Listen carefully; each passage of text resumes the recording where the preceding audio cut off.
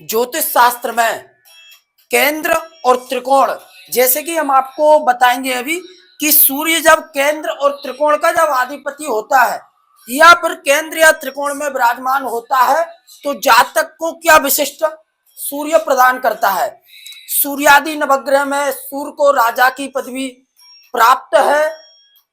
दिवाकरो ही विश्वात्मा, ऐसा ज्योतिष शास्त्र में बताया गया है कि जगत की उत्पत्ति का कारक ही सूर्य है। सूर्य आत्मा का कारक है, बल का कारक है।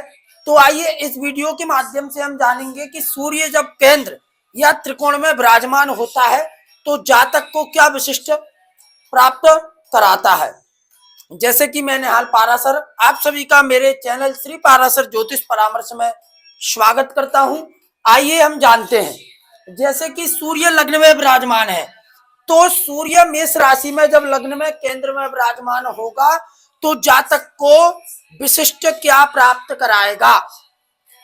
व्यक्ति के राजनीतिक क्षेत्र में संबंध अच्छे होंगे, व्यक्ति परम शुद्ध होगा, गलत बोलने वाला नहीं होगा, साथ में उसको झूठ बोलना भी पसंद नहीं होगा, क्योंकि क्षत्रिय राशि में जब क्षत्रिय ग्रह जाता है तो व्यक्ति झूठ भी कम बोलता है।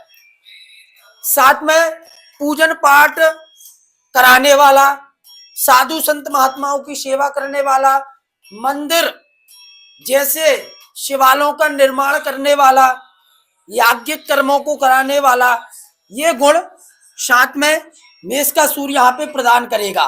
साथ में सूर्य थोड़ा अहंकार भी दे सकता है, ठीक है, क्योंकि सूर्य जब मेष राशि में विराजमान होगा थोड़ा ना थोड़ा अहंकार तो प्रदान कराएगा ही कराएगा।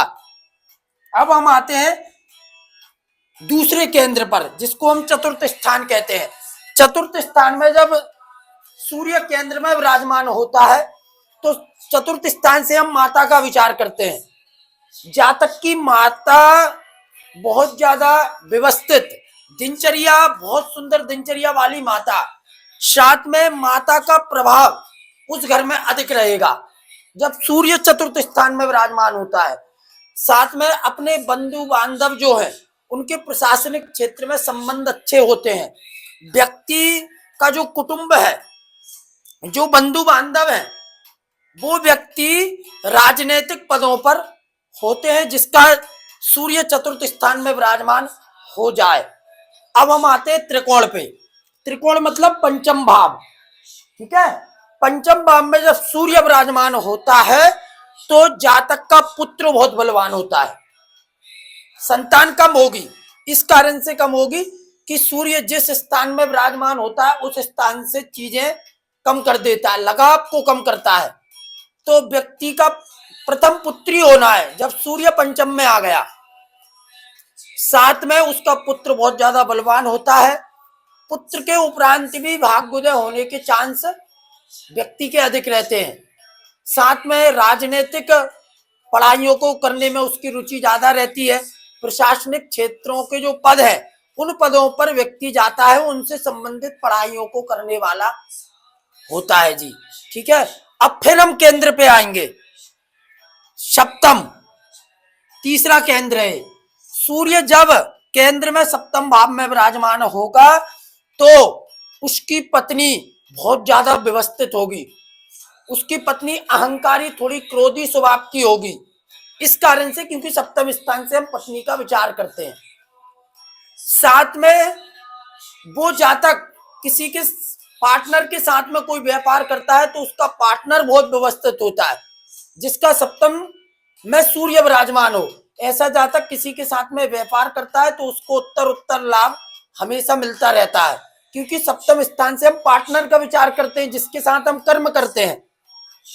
तो ये सूर्य सप्तम का सूर्य आपको प्रदान कराएगा ही कराएगा। अब आते हैं त्रिकोण, नवम भाग्य स्थान। सूर्य जब भाग्य स्थान में विराजमान होता है तो सूर्य की महादशा में उस जातक का विशिष्ट भाग्योदय होता ही होता है। अचानक से राजा बनने के योग, जैसे कि सिंह का सूर्य विराजमान है, ठीक है। तो ये बहुत बलवान पत्रिका है, क्योंकि सूर्य नवम स्थान में बहुत अच्छे फल को प्रदान करता है। साथ में उसके धार्मिक यात्राओं को करने वाला, क्योंकि यात्राओं का विचार करते हैं। साथ में अपने साला साली की बहुत मदद करता है ऐसा व्यक्ति। उसके उपरांत क्या विचार करते हैं?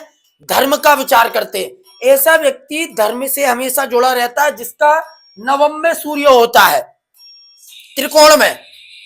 तो ये नवम भाव के फल को हमने बताया, सूर्य यहाँ पे बैठ के इस फल को उत्पन्न करेगा। अब आएंगे कर्म के सूर्य पे, जिसको हम केंद्र कहते हैं, ठीक है। चतुर्थ केंद्र है, जिसको कर्म स्थान भी कहा जाता है, दसम स्थान भी कहा जाता है। जब सूर्य दसम स्थान में विराजमान होता है तो व्यक्ति आईएएस, आईपीएस, प्रशासनिक क्षेत्र के बड़े पदों पर विराजमान होता है। राजनीति की क्षमता उसके अंदर अधिक होती है, नेतृत्व करने की क्षमता। व्यक्ति नेतृत्व ही करता रहता है हमेशा, यानी राजा बन के बैठा है, पर वो ये कभी नहीं जताएगा कि मैं राजा हूं, पर उसके अंदर वो गुण अधिक पाए जाएंगे। अपने पिता का सम्मान करने वाला, जिसका सूर्य दशम में होता है, उसके पिता भी कहीं ना कहीं जल्दी समाप्त हो जाते हैं, यानी पिता का सुख ऐसे जातक को ज्यादा नहीं मिल पाता जिसका सूर्य कर्म के स्थान में आएगा, पर कर्म के क्षेत्र में ये बहुत अच्छा रहेगा। तो इस वीडियो के माध्यम से हमने आपको बताया कि केंद्र और त्रिकोण में जब सूर्य विराजमान होते हैं तो वो किस तरीके के विशिष्ट फल को प्रदान करते हैं। ऐसे ही ज्योतिष की अनंत चर्चाओं के लिए हमारे चैनल को आप सब्सक्राइब कर सकते हैं, साथ में लाइक कर सकते हैं। वीडियो अच्छी लगी आपको तो इसको शेयर जरूर करिएगा। विशिष्ट पत्रिका के विश्लेषण के लिए दिए हुए नंबरों पे आप कांटेक्ट करके हमको पत्रिका व्हाट्सएप कर सकते हैं। ठीक है जी। हर हर महादेव, जय शंभू।